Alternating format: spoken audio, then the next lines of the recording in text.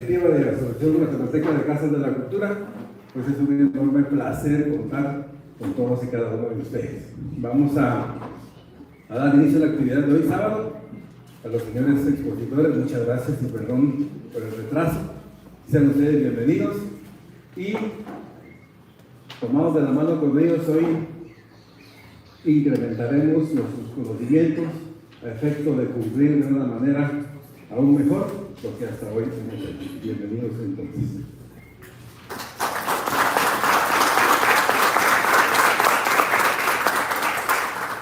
Muchísimas gracias, licenciado, por estas palabras a nuestros queridos compañeros.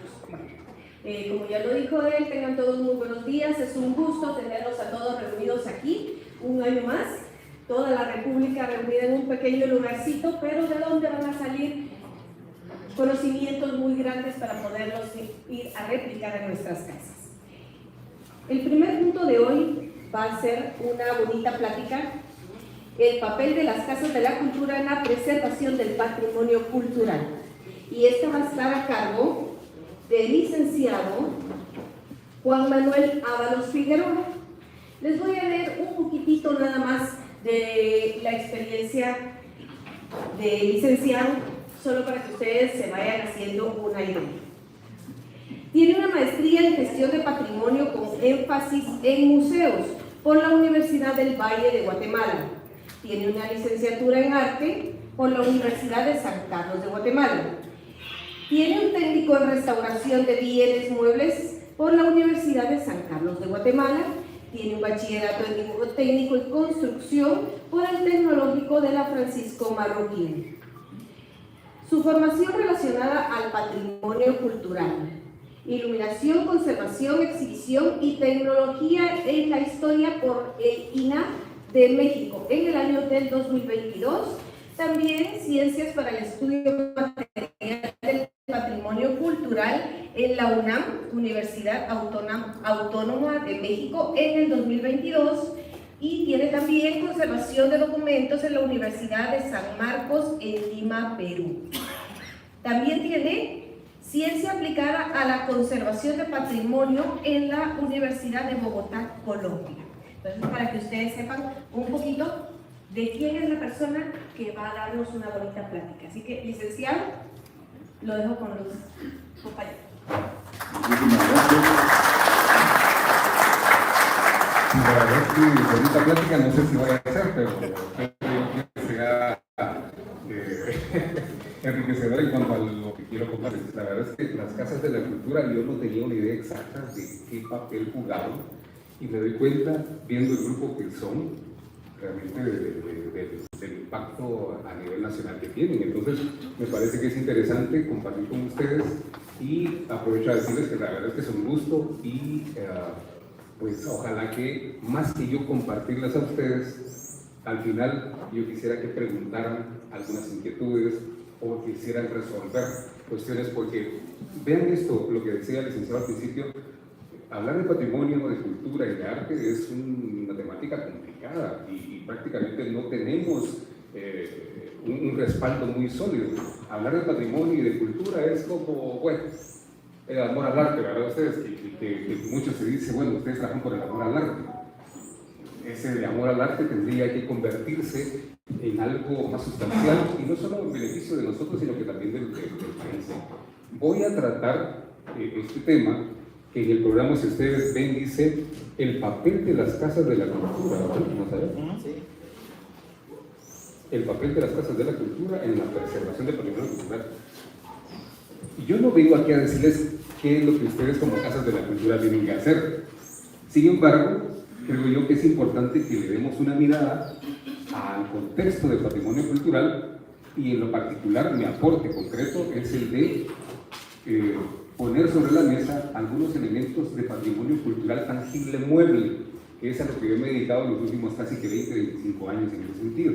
Entonces, se los voy a tratar de trasladar. Sin embargo, les sugiero que anoten preguntas muy puntuales, por aquello de que, bueno, en 40 minutos uno puede exponer todo lo que quiere, pero pudiéramos de repente sacar algunas conclusiones, y ustedes dicen, mire, pero ¿usted por qué no habló de esta cosa? ¿Y qué pasa si ocurre este otro elemento? Entonces, vamos a ver bien.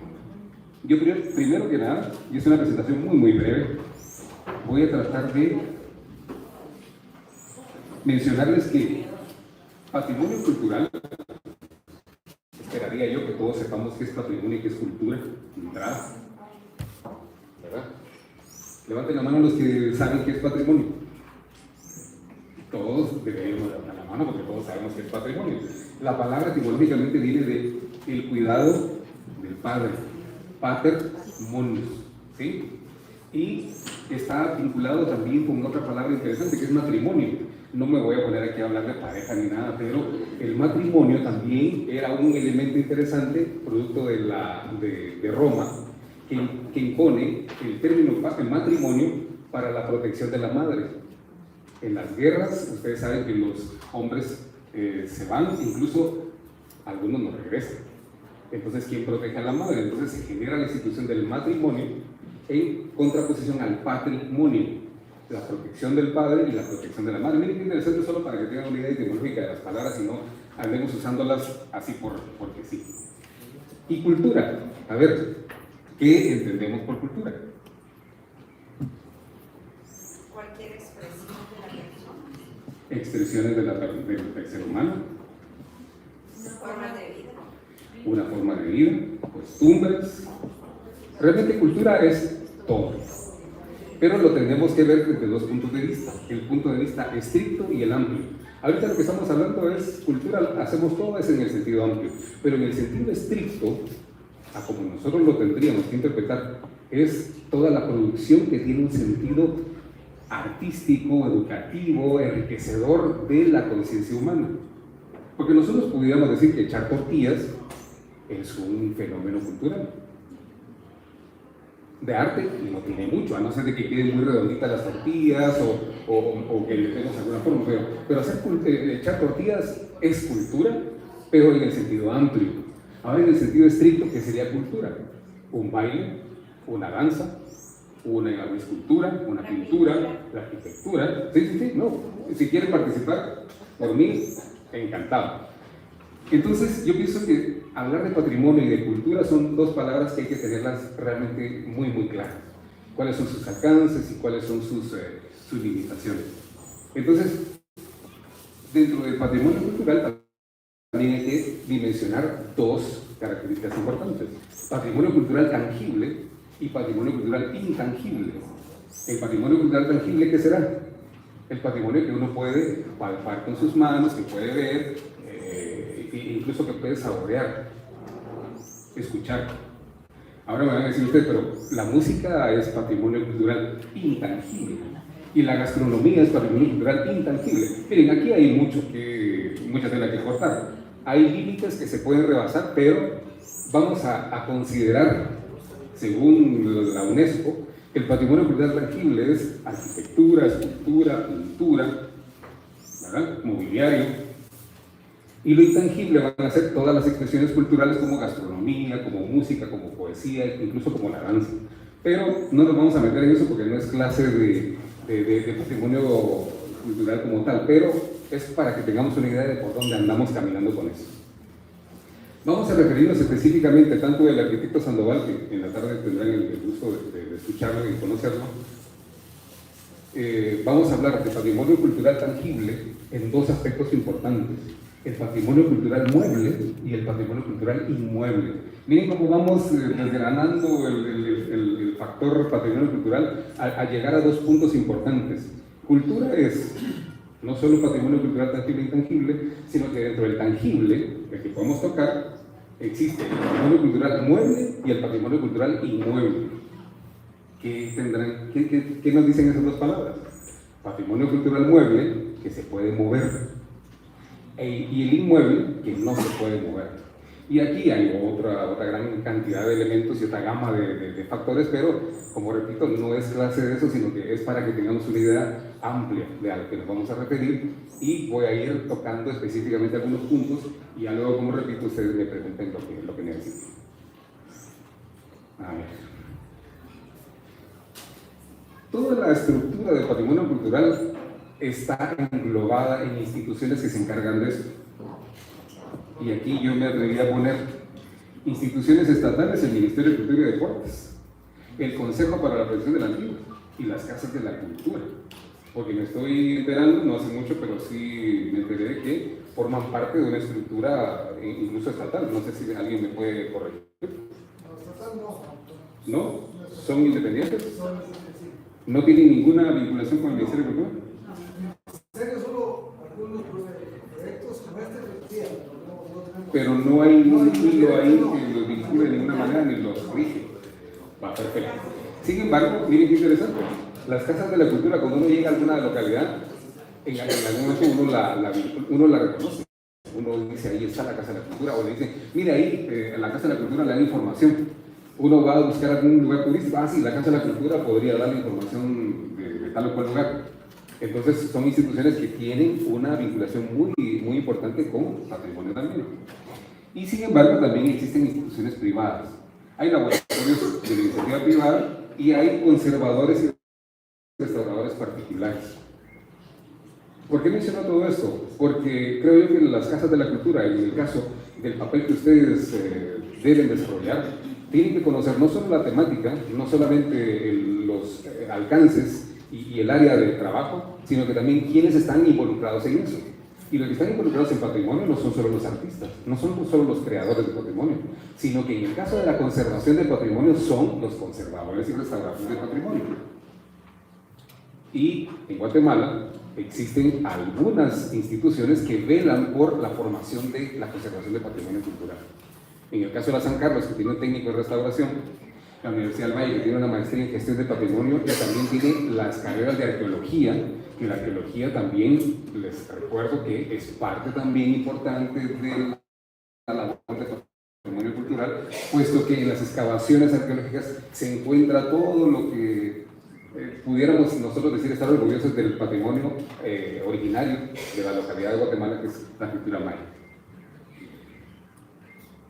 Veamos entonces, aterrizando un poco en el tema de la conservación, que debería ser una de las líneas de trabajo de las casas de la cultura. Yo me debería decir que deberían incluso estar enterados de quiénes en su localidad son conservadores, son restauradores, o aunque no lo sean, lo hacen.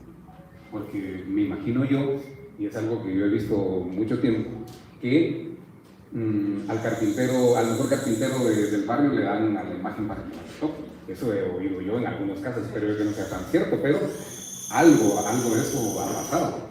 Y entonces viene el carpintero con muy buena voluntad, ¿verdad? Y quizá poca eficacia, pero la pinta, quizá pintura de aceite, la que en algún momento le llamaban pintura zapolín, ya veníamos hablando con el arquitecto en el camino.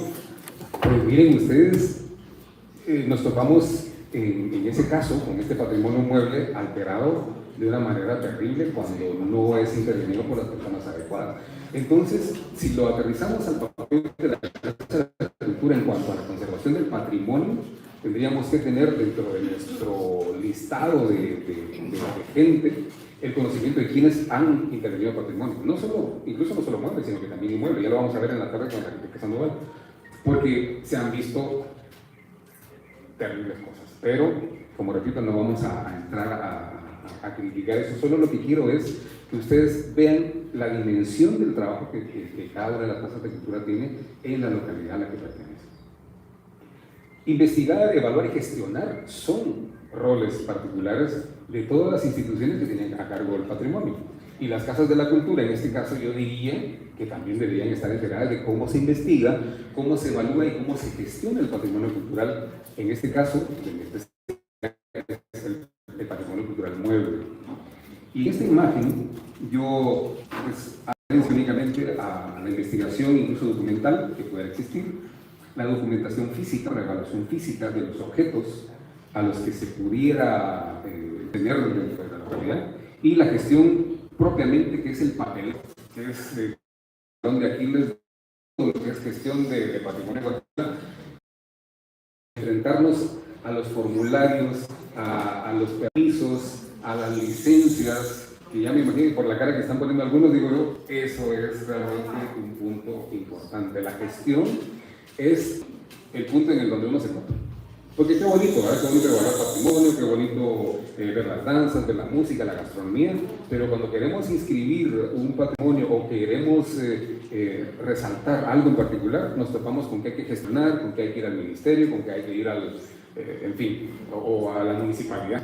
Y entonces ahí nos topamos. Entonces, todos esos elementos son importantes ver para la hora de nosotros desarrollar una estructura de gestión, de investigación y de conservación de patrimonio en cada uno de los lugares.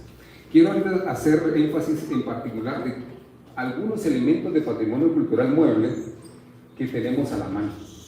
Y en este caso voy a hablar de la cerámica. La cerámica es un patrimonio frecuente. Nos llegan vasijas, nos llegan tiestos, nos llegan figurillas, o incluso en la Casa de la Cultura de repente tenemos por ahí, ¿verdad? Hay alguna pieza en resguardo, no sabemos si realmente tenerla o no tenerla, no sabemos si está bien en la vitrina, si la podemos prestar, si la podemos... Ese elemento también es importante. O sea, las casas de la cultura, si tienen dentro de sus acervos material cerámico, hay que considerar la posibilidad de ir conociendo más a fondo qué es el material patrimonial cerámico. Y para ello, pues, la arqueología, también tendríamos que tener una idea de cuál es el papel de la arqueología, cuántos arqueólogos tenemos en la localidad, si es que los hay, qué labores arqueológicas se están desarrollando y qué es lo que están encontrando y a dónde se está yendo el material que están encontrando. Entonces, la cerámica, pienso yo, en lo particular, que es uno de los patrimonios culturales muebles más importantes de todo el país. De hecho, ahorita acaba de inaugurarse el Museo de Arte Maya, el anterior MUNAR, el Museo de Arqueología y Etnología, que tiene expuestas todas las maravillas, o al menos muchas de las maravillas de arte maya, y pues están invitados a ir, no sé quiénes han ido, pero creo yo que es una puesta en escena muy bonita, bastante atractiva, pero hay que ir entrando en detalles más finos cuando nos enfrentamos a patrimonio cultural cerámico. Luego de esto también, en el patrimonio cultural mueble están las esculturas. La imaginería religiosa es la más predominante en Guatemala. ¿Por qué será? Porque bueno, Guatemala es un territorio desarrollado por la hispanidad cristiana, y entonces a partir de eso, pues, la herencia es imaginería religiosa. Entonces, en cada capilla, en cada iglesia, incluso en cada casa hay alguna virgencita, algún santito, alguna imagen, y entonces todo eso es patrimonio cultural mueble que hay que tener en consideración para el resguardo y la protección. No faltará, como les digo, alguien con muy buena voluntad y quizá poca eficacia que se atreva a intervenir en este patrimonio. Hay que tener cuidado con eso, puesto que nosotros debemos velar para que ese desarrollo, para desarrollar ese trabajo, sea el mejor posible. El patrimonio cultural mueble, específicamente en la escultura y en la cerámica, incluso en la pintura de caballete, que la vamos a ver más adelante, ha llevado incluso a necesitar análisis científicos a nivel del mundo. Perdón, la pregunta Sí. es a seguir. ¿Cuándo empieza a ser, a partir de qué edad, cuánto tiempo es un patrimonio mueble? Bueno, ahí no hay edad. O sea, patrimonio mueble es todo aquello que puedes mover. Okay, Pero patrimonio cultural sí legalmente está tipificado después de los 50 años. 50 años en la legislación, a partir de 50 años se convierte en patrimonio cultural de la nación. Adicional a esto, perdón, ahorita te doy la palabra, adicional a esto, si la obra ejecutada es de un autor de mucha importancia, Fray Recinos, algún artista de renombre, Carlos Mérida, esas obras, creadas incluso pudieran haber sido el año pasado, son parte del patrimonio cultural, puesto que la persona que las ejecuta es un personaje de renombre. Sí. Gracias. Eso también se refiere al patrimonio inmueble. La temporalidad. Sí, ajá. 50 años. Sí. Es que en el caso concreto del kiosco como patrimonio, pero que lo rodea no. Y Porque es de recién construcción. Fíjese que es más reciente que el kiosco, pero no es tan reciente, ya tiene más de 50 años, pero lo toman como mercado y es un problema serio, pues, porque el kiosco está constantemente en peligro. Pero, Si quieren lo profundizamos cuando veamos en la tarde la parte de inmuebles, que lo abren la que Sandoval, entonces ahí ya podemos de repente aclarar alguna otra actitud ahí. Pero sí, gracias. ¿Tenías una pregunta? Sí, yo creo que es lo mismo sobre inmuebles, porque tenemos la duda acerca de nuestra municipalidad, de nuestro municipio, que pues tienen todas las autoridades de hacerles algunas Intervenciones. sí, por lo mismo. Ya. Tiene aproximadamente 70 y algo, 80 años, Ah, sí. casi llegando a los 100. Pero no sabemos si qué se puede hacer ahí. Ok. Se puede... ¿Podemos profundizar eso en la Ajá, sesión de la tarde? sí, sí, sí. Ajá, sí. Gracias. No coman ansias, me gusta porque están así como que, a ver, eso nos está quedando corto, la verdad, pero está bien. Exactamente. ¿Ah? Les decía entonces que hoy día, a nivel mundial, es necesario análisis científico de patrimonio cultural para las intervenciones. Saber el acabado que tienen los materiales de la pintura, si es un óleo, si es un aceite, incluso radiografías. Ahí pongo la imagen de una radiografía, porque es necesario a veces una radiografía de una escultura para saber si tiene elementos metálicos en el interior, para ver cómo están ensambladas las piezas de madera para la ejecución, y eso nos determina incluso antigüedad. La antigüedad también a partir de los siglos de crecimiento, los anillos de crecimiento de la madera. Miren, es fascinante esto del análisis científico. En lo particular yo he tenido la experiencia de hacer análisis científicos de casi hace como unos 10 o 12 años acá en Guatemala, cuando estaba quizá haciéndose algunos intentos. Cortes estratigráficos que determinan incluso si hay debajo de esa pintura del carpintero de buena voluntad, si hay de repente lámina de oro abajo, porque a veces hay imágenes que están repintadas y tienen un encarnado mucho más elaborado abajo, o tienen lámina de oro, porque hubo una época en la que incluso por temor a que se robaran las piezas las pintaban, dijeron el oro mejor que ni lo vean y lo tapemos. Entonces pasaban muchas cosas y eso sale a la luz cuando ya hacemos análisis, y esos análisis afortunadamente ya se están empezando a desarrollar acá en Guatemala, poco a poco. Nos lleva mucha delantera a México, nos lleva mucha delantera a Europa, por supuesto, pero ya hay pasos y hay inquietudes para que esto ya se vaya dando y tengamos nosotros dentro de la documentación del patrimonio análisis que soporten la antigüedad o las malas o buenas intervenciones del mismo. Veamos pintura de caballete. Pintura de caballete también es otro patrimonio que está casi que todos los días al alcance de la mano, pinturas o fotografías o qué les dijera yo, imágenes de santos o retratos. Hay una cantidad de patrimonio cultural en pintura de caballete que también es importante tener en cuenta para la conservación. Los daños, por supuesto. A mí, al final creo que tengo una imagen en la que les voy a hacer un resumen de los daños a los cuales está expuesto el patrimonio y que es importante que los conozcan para que cuando se enfrenten a un patrimonio cultural sepan incluso qué deterioros pudo haber sufrido, qué condiciones a las cuales estuvo sometido, y en base a los daños que se ven, uno dice, bueno, esto es un problema de humedad, esto es un problema de luz excesiva. Entonces hay muchos elementos que hay que considerar. Los textiles también son otro patrimonio que están muy al alcance de la mano, y de hecho en las casas de agricultura me imagino yo que desfilan cantidades de piezas textiles, no solo que les lleguen, sino que también la gente que los porta, porque el patrimonio cultural textil no está únicamente en una vitrina, es un patrimonio cultural, podríamos decirlo, vivo, porque está portado de alguna manera. Es un patrimonio cultural que, miren ustedes cómo rebasa incluso la dimensión de lo tangible, de lo intangible, de lo inmueble, de lo inmueble. La verdad es que el patrimonio, incluso textil, al mismo tiempo que algunas otras expresiones, son patrimonios vivos. Entonces los patrimonios culturales vivos también hay que reconocerlos y también hay que enfrentarlos de una manera muy particular para que podamos nosotros darles una continuidad en el tiempo y conservarlos de la mejor manera posible. Y para redondear esto del material de patrimonio cultural mueble y los daños, aquí les voy a mencionar los 10 agentes de deterioro que me encantaría que los tomaran en consideración. Voy a tratar de ser breve para darle un espacio para que me pregunten si hay alguna inquietud. Miren, por ejemplo, está la humedad relativa incorrecta. ¿Qué debemos entender por humedad relativa incorrecta? El hecho de que las piezas de patrimonio cultural estén expuestas a índices de humedad que les afectan directamente, es decir, que los enmohecen, que los manchan, que los decoloran, que los oxidan, en el caso de material inmueble metálico, patrimonio cultural mueble metálico. En fin, la humedad es un problema recurrente y en nuestra región en particular, Guatemala, que es muy tropical, la humedad está presente en toda una muy buena parte del territorio y una muy buena parte del año, porque a los inviernos, aunque sean no tan copiosos como antes, el invierno genera una humedad que altera las paredes y las paredes alteran las pinturas, alteran las esculturas, alteran el papel, que es otro material también documental importante del patrimonio cultural mueble, que se ve afectado por la humedad.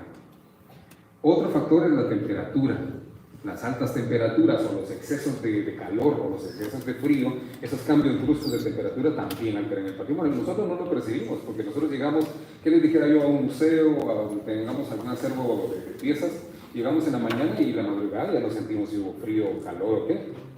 Pero pasa el mediodía, empieza a subir la temperatura y en la tarde que nos vamos ya no sabemos si en la noche y madrugada bajó la temperatura a un punto en el que micra a micra va abriéndose una fisura en una escultura, o se va craquelando una pintura, o se va oxidando un papel que se va poniendo más amarillo, o le van apareciendo esas manchitas que se llaman foxing, que son esas manchitas de oxidación de puntos por el procesamiento del papel. La verdad es que hay una cantidad de cosas que pasan cuando nosotros no estamos cerca del papel. Y para todo esto hay guías de elaboración e implementación de planes de conservación preventiva.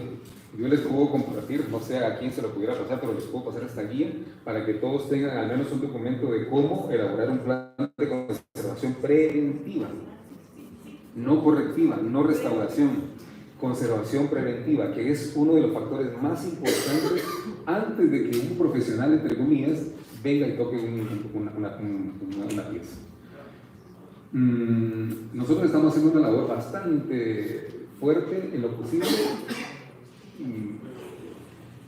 He tenido la fortuna de dar algunas clases en la Universidad de San Carlos a los técnicos de restauración y les doy conservación preventiva afortunadamente. Y digo afortunadamente porque antes de tocar patrimonio tienen que saber qué elementos son los que lo dañan antes de tocarlo, antes de intervenir. Y todos ustedes como garantes del patrimonio cultural de sus localidades tienen que conocer cómo se previene el daño y el deterioro del patrimonio cultural mueble, en el caso de lo que yo les puedo aportar, para que pues permanezca siempre con su aspecto que tiene y no se deteriore y no se pierda, e incluso no caigan en alguna omisión. Me explico en el sentido de que uno omite de repente el deterioro de alguna pieza, se pierde y uno está faltándole al código de conservación de patrimonio y específicamente a la parte legislativa, que es importante. Entonces, yo lo que quiero es transmitirles de alguna manera, en términos muy generales, la importancia del patrimonio cultural mueble, su alcance, cuáles son las posibilidades que ustedes tienen a la hora de custodiarlo o de tenerlo en sus manos, y esperaría yo que pues, con esto les dé alguna inquietud y que me pregunten más. Yo decirles más, yo que quisiera es que me preguntaran algo en particular de alguna experiencia que hayan tenido en la Casa de la Cultura, alguna colección, alguna pieza o algo en particular, no sé, alguien me quiera preguntar. A ver. Tengo una inquietud respecto a los primeros términos que usted diseñó. Ajá. Patrimonio, cultura. Sí. El reconocimiento de los objetos que constituyen patrimonio cultural. ¿Quién establece los requisitos para determinar, primero que nada, el darle el sentido al patrimonio cultural? Y segundo, ¿quién establece los requisitos para el proceso legal y administrativo de darle esa connotación? Porque me estoy saliendo un poco del contexto, pero nosotros, o al menos su servidor, ha tenido la experiencia de que se quiere arreglar algo, pero no se puede, porque hay otra persona u otro grupo que dice esto es patrimonio cultural y usted no puede. Y entonces nos quedamos, bueno, ¿quién dice esto? Es decir, que está en la legislación, pero ¿qué legislación? O el legislador, ¿qué fue lo que concibió para decir qué hacer o qué no hacer, cómo reconocer y cómo no reconocer que es patrimonio cultural.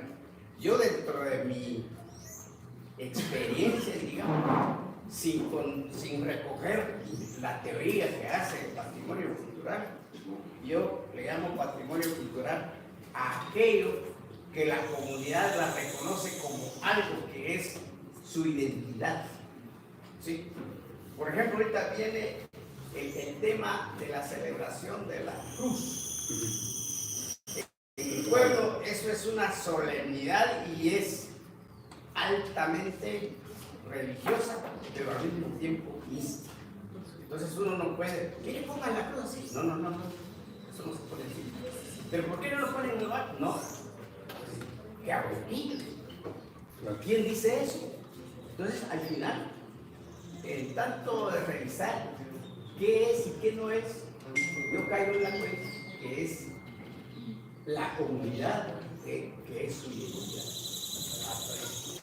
Yo quisiera saber eso. Pues interesante, la verdad es que es complicado, es complejo el tema, no es muy fácil. La legislación se ha encargado de marcar algunos límites. Sin embargo, ahorita que estoy diciendo la comunidad, la verdad es que es muy importante como actor. Sin embargo, hay que reconocer que las instituciones encargadas de velar por el establecimiento de las normas y de las leyes para esto siempre ha sido el Ministerio, con sus dependencias, en el caso del IDAE, y sus dos instituciones puntuales que se encargan de controlar las intervenciones, que son el de CORBI y el CEREBIEN. El de CORBI como bienes inmuebles y el CEREBIEN como bienes muebles. Son dos instituciones a las cuales le llega el dictamen o el oficio en el que está la solicitud de una intervención, y son los que dicen qué se haga y qué no se haga en última instancia. Ahorita te doy la palabra. En el caso del territorio nacional, en el caso de la Antigua Guatemala, el Consejo Nacional de la Protección de la Antigua Guatemala es el que vela por ese tipo de cosas. Ahora bien, yo siempre he escuchado, y no es primera vez que escucho, que la comunidad es la que quisiera que se velara por tal patrimonio y que tiene que hacer una gestión. Sin embargo, creo yo que la labor de casas de la cultura, de las municipalidades, de los comités, de las mismas iglesias, o no sé, es generar algún tipo de consenso y organizarse para encontrar el hilo, que hay que encontrar el hilo y ver dónde están los nudos y desatar los nudos y llegar a punto. O sea, hay una labor que hay que hacer, y eso se lo digo también como alguien que ha experimentado la gestión. Uno, si se topa con un nudo, lo primero es decir, ay, mejor ya no sigo, pero miren ustedes, hay que desatar ese nudo, hay que desatar el nudo y pasarse al otro, y yo creo que hay que estar preparados para que sea así. O sea, no creo yo que la gestión sea libre, no es un camino sin obstáculos, es un camino con obstáculos, pero es de consensuar, es de ponerse de acuerdo y encontrar el hilo y de reconocer los modos para poder irlos sacando uno a uno. Llevará tiempo, poco o mucho, pero se puede. La verdad es que también se puede, porque yo he reconocido muchas autorizaciones, yo mismo he pedido permisos para intervenciones, se me han dado, entonces afortunadamente digo, bueno, lo que pasa es que lo que no hice fue, o sea, no me quedé con el primer obstáculo, seguí con el otro y el otro hasta llegar a obtener la licencia. ¿Sí? Buenos días, yo tengo una duda. A ver. Es con respecto a los edificios.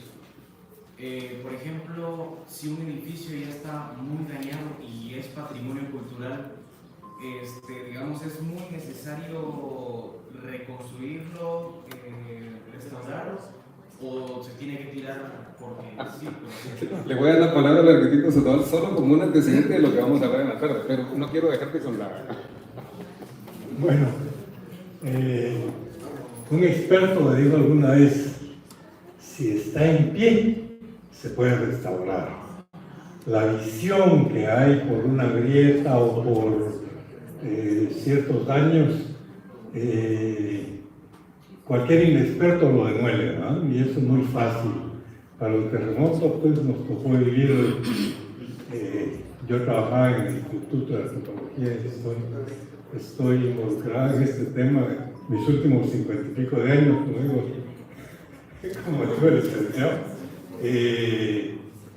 La mayor elaboración la mayor elaboración nuestra era evitar las demoliciones por gente sin conocimiento del tema.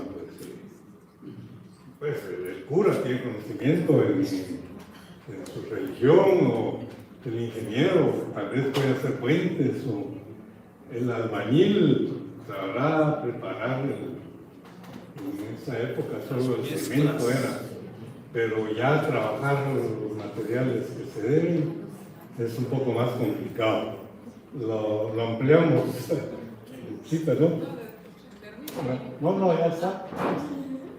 Lo vamos a ver en la tarde, porque él es experto en esa temática, entonces lo vamos a poder ver con mucho detalle. Sí. Una duda, ¿la Casa de la Cultura puede resguardar una reliquia maya así pequeñita? Sí, lo puede. Sí, claro. Lo único que hay que considerar es en algún momento registrarla, ¿verdad? Que es la Casa de la Cultura, cuál es su origen y tenerla registrada, para que no se considere como una pieza que está producto de un tráfico ilícito. Ajá, exacto. A ver. Casa de la Cultura de Salamanca. Para el terremoto, la iglesia sufrió varios daños. Alrededor de la cúpula estaban los 4 evangelistas, no soy experta, no sé cómo se llama, pero son Las pechinas.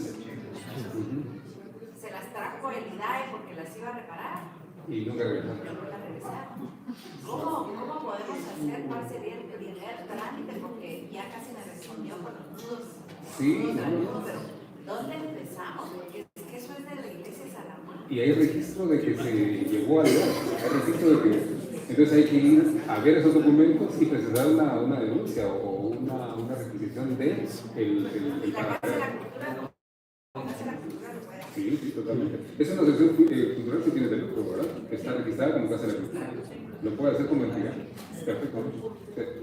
O comité de religioso. La Casa de la Cultura de Salamanca está registrada en la municipalidad como un comité cultural. Ah, perfecto. Sí, lo puede hacer perfectamente, sí.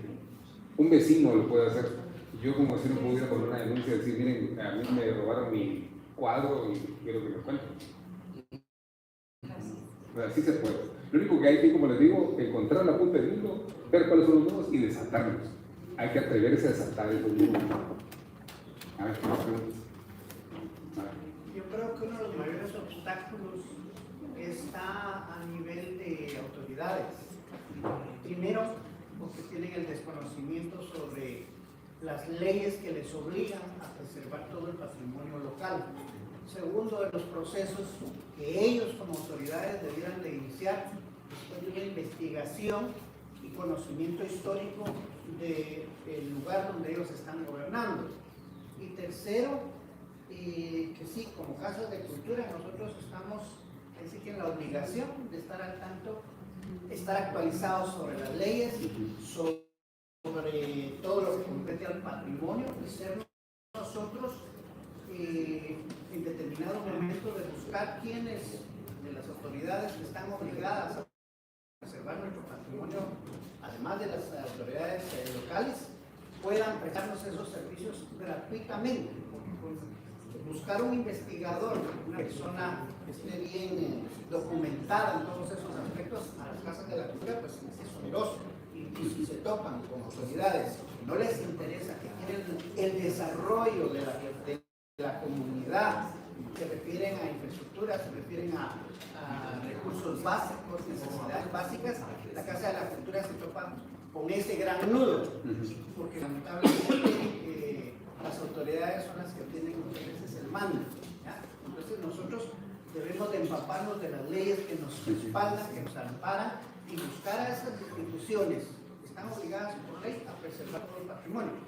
Pero sí es importante que nosotros también, antes de ir a hacer una petición a una municipalidad, tengamos ese bagaje de material que nos respalda para poder empezar una solicitud, un proceso de que se declare, ya sea un bien inmueble, ya sean imágenes, ya sea una tradición, tener todo eso para poder convencer a las autoridades que muchas veces son personas muy jóvenes que nunca estuvieron con su pensamiento en que el desarrollo y preservación de nuestro patrimonio también les beneficia, puesto que se genera turismo. Una autoridad con una visión de esta, de desarrollo de la comunidad a través del turismo, está bien encaminada, pero lamentablemente muchas veces no tienen esa visión y es el mayor rumbo que podemos nosotros tener. Entonces podemos escudarnos en las leyes y empezando por el Código Municipal y todas las demás. Podemos solicitar que alguien nos acompañe de las autoridades más altas para poder tener una audiencia, una conciliación y en determinado momento ejercer presión para que un patrimonio se declare como Claro. Sí, mire, gracias por la observación, es muy enriquecedor el comentario. Creo que la realidad de Guatemala todos la conocemos en cuanto al aparato estatal, cómo funciona. Lo que nosotros tenemos que hacer es, si estamos en cuestiones de patrimonio y cultura, es porque somos más guerreros que cualquier otro, eso hay que reconocerlo. Hay un espíritu de guerrero en nosotros, que nos enfrentamos a ese monstruo que camina tan lento. Pero como dice el compañero, gracias por tu nombre. Douglas. Como le dijo Douglas, ¿de dónde? Chimaltenango. De Chimaltenango. La verdad es que hay que escudarse y hay que armarse con información, con el conocimiento de las leyes, el conocimiento del patrimonio para poder enfrentarnos a ese monstruo que camina lento. No hay de otra. Ese monstruo nosotros no lo vamos a matar solos, pero entre todos sí podemos hacer una labor que lo hiera. Ojalá lo pudiéramos vivir muerte, pues, no para que se muera, pero al menos para que cambie y para que se renueve, pero eso tampoco lo esperemos inmediatamente. Pero sí la labor que nosotros cada uno hacemos sí debe ir encaminada al conocimiento, a armarse con esas herramientas de legislación y de conocimiento del patrimonio y a partir de eso ya pues enfrentarse a la gestión. Y se lo digo porque por experiencia propia sí hay resultados favorables de la gestión cuando uno insiste. Ahora, si uno no insiste, si al primer nudo se queda, no pasa nada y uno solo le echa la culpa al sistema que no funciona, y el que no funciona es uno porque no conoce que es un monstruo que camina lento y que uno tiene que ir insistiendo, desatando nudo por nudo para ir logrando el objetivo. Y se lo digo porque incluso en construcción en la municipalidad que se ha ido agilizando mucho, las licencias de construcción que se tardaban 2 años o saber ni cuánto, ya están incluso un poco más ágiles, ya no se tardan 2 años, ya se tardan 1.8. Bueno, ¿qué otra inquietud tienen? A ver, tu nombre y de dónde. Voy a preguntar, ¿no? ¿Cuál es la antigua Guatemala, a pesar de en cuanto a la construcción? Que sí se tiene una buena imagen, o sea, se le da la conservación, pero vemos que tratando de que no es no fácilmente le dan las licencias, es muy burocrático. Entonces, ¿cuál es esa diferencia? Que antiguo, muy bien, se mira muy bien, se le da la conservación, etcétera, pero llega a estar muy a paso de. Te voy a responder a título personal. Quetzaltenango tendría que organizarse para generar un Consejo Nacional de Protección de Quetzaltenango. Es un centro cultural muy importante, la verdad. Quetzaltenango, la arquitectura o sea, deberían organizarse para crear una institución que vele como el antiguo Guatemala. Eso sería muy a título personal. Sin embargo, diría yo que otra de las cosas que también interfiere en la gestión y en la autorización de permisos es en la calificación del personal que interviene. Yo también quisiera ponerme un poquito del lado de mi institución. Si yo fuera el ministro diría, bueno, pero ¿quién va a intervenir? Ah, fulanito de tal. No es un experto, no es un especialista, entonces no le puedo dar licencia. No sé, o sea, tenemos que ver el factor de todos los posibles para saber, para no solo decir, es que no me dan permiso porque yo quisiera intervenir pero no me dan permiso. ¿Quién no va a intervenir? ¿Es un especialista? ¿Es un experto? Pues ahí hay también el armarse de conocimiento en cuanto a leyes y también quiénes lo pueden hacer, porque yo puedo decir, miren, yo puedo restaurar esto y tengo el experto que lo va a hacer. Entonces ahí hay más fortaleza en la gestión, ¿verdad? ¿Tu nombre y de dónde lo visitas? José Campoyo Mexicanos, Casa Cultural de la Novena, sede de San Marcos. San Marcos, mucho gusto, bienvenido. Yo creo que todo depende del empeño que le pongamos como ciudadanos, como vecinos, como profesionales, porque yo actualmente como Casa Cultural, como profesional independiente, integro un consejo que se llama Consejo del Archivo Histórico Municipal de San Marcos. Somos un grupo de profesionales independientes, ad honorem, pero que estamos luchando y logramos que la municipalidad nos reconociera como institución literalmente de consejo al consejo. Y si al principio solo resguardábamos el archivo histórico municipal con documentos de 250, 300 años de antigüedad que se conservan, actualmente estamos luchando por hacer conciencia de fechas, luchando por hacer conciencia del cementerio. Tenemos un cementerio con mármoles de Carrara tirados por los terremotos. Y yo creo que poco a poco hemos ido logrando navegar contra la corriente, porque en San Marcos tuvimos un momento de ignorancia. En los años 80 tiraron un cuartel precioso que había servido de modelo para la Guardia de Honor y la Escuela Politécnica de acá de la capital, y el de Chimaltenango. Y luego, el terremoto del 2012, la gente empezó a creer que la Valdetti les iba a venir a construir palacios y dejaron que les tiraran sus casonas antiguas. Y entonces, en ese sentido, estamos luchando contra corriente, pero tenemos la experiencia de que la conciencia ciudadana, de que la lucha contra corriente, de que ir motivando a las nuevas generaciones y mostrando miren, este es patrimonio, así era San Marcos, cuidemos lo poco que nos queda, qué es lo que vamos haciendo. Una de las cosas que a mí me impresionó, por eso traigo a mi hijo, es que la semana de ahí sus redes sociales convocó a patojos de su patojos, pero si se le da seguimiento a eso, pues ya es una nueva generación de cambio y de oportunidades.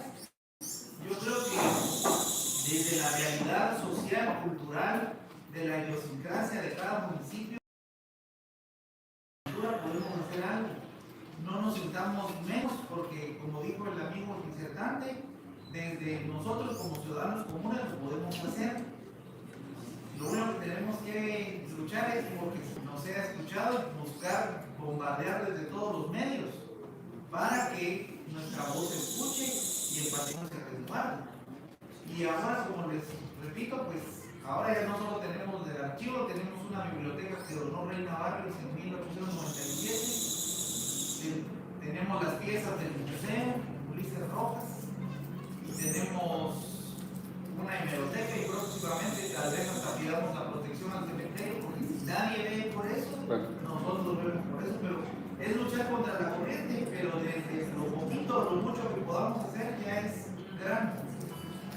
Muchísimas gracias por el aporte, muy buena comentario. Bueno, no sé cómo estamos de tiempo, estamos ya en una hora, ¿verdad? Entonces, pues la verdad es que es un gusto haber compartido. Espero que se queden con algunas ideas y anoten para que sus gestiones en la Casa de la Cultura sean realmente mucho mejores cada vez. ¿Sí? Disculpe, felicitaciones por su intervención. Mi nombre es Edwin Cardona, de Casa de la Cultura de Huevo. Mucho gusto. Felicitaciones por su disertación y una petición. Si fuera tan amable de compartir su presentación. Sí, se la puedo dejar a si la podemos distribuir aquí a través del grupo. Claro. Licenciado Juan Fernando. Claro que sí, con mucho gusto. Luis Fernando. Muy importante. Y dentro de la imaginería en Huehuetenango, ahorita la catedral cumple 150 años de su construcción, ha sido declarado el año jubilar en Huehuetenango, y el presbiterio de Huehuetenango tuvo el acierto de contratar, y ya llevamos más de, yo creo un poco más de una década, de haber contratado al señor restaurador, se llama Óscar Yosimar Rojas Robles, y ha hecho un trabajo fenomenal con la imaginería de Huehuetenango, llegando a restaurar las imágenes a como fueron concebidas originalmente, y son unas imágenes bellísimas, pero bellísimas, son impresionantes. Y el presbiterio está empeñado en seguir restaurando diferentes imágenes que tienen siglos de historia. Es muy importante esa parte, el contar con restauradores profesionales. Es cierto que implica desafíos monumentales, especialmente en materia financiera, pero vale la pena. Casa de la Cultura de Huehuetenango declaró, por ejemplo, patrimonio cultural de la ciudad, la imagen de la santa imagen de la Virgen Inmaculada Concepción, del patronato de Inmaculada Concepción, que no pertenece propiamente como, digamos, propiedad de la Iglesia Católica, sino que es de una asociación, de un patronato. Y eso es parte de las medidas que las casas de la cultura pueden implementar para proteger el patrimonio de sus ciudades. Sí, vale la pena estar en esa parte, pero sí el contratar personal muy profesional en esos aspectos, porque muchas veces lo que hay son recubrimientos burdos, por ejemplo, y eso es lo que ha encontrado el restaurador Rojas Robles, por ejemplo, restauraciones que se hicieron hace unos 150 años, por ejemplo, con materiales muy burdos que echaron a perder el concepto original. Vale la pena. Y muchas gracias por su aporte. Sí, muchas gracias también por sus comentarios y su observación. Afortunadamente, las intervenciones de los carpinteros, estos de buena voluntad que hace mucho tiempo hicieron, fíjense ustedes que se toparon con unos encarnados de muy buena calidad. Entonces los encarnados coloniales resisten mucho, resisten incluso a limpiezas agresivas. Son piezas tan bien elaboradas que aún conservan su aspecto original, y lo que hay que hacer es rescatarlo. Pero sí, de la mano de un experto siempre. Un favor. En principio, gracias. Pero el favor es que a donde usted vaya y pueda constar que a nivel nacional hay grupos de personas como las que están aquí que solo son representantes, porque no podían venir todos los miembros de la Casa de la Cultura de caminar, solo vienen 2 por casa.